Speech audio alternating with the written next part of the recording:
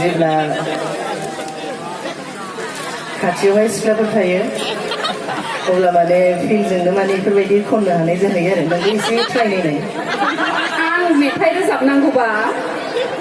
सेन्देलनि माला सेन्देलनि माला होननानै सानना लायोबा नोंथाङा इदि साननो नाङा सानना ला सनानि माला आं मोनदों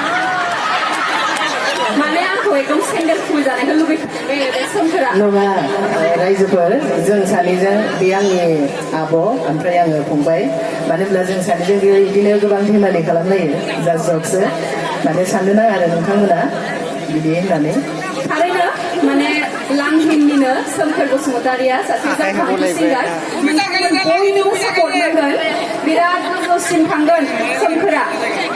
बिराद गोजौसिम थांगोन बयनिबो सापर्ट नांगोन रायजोफोर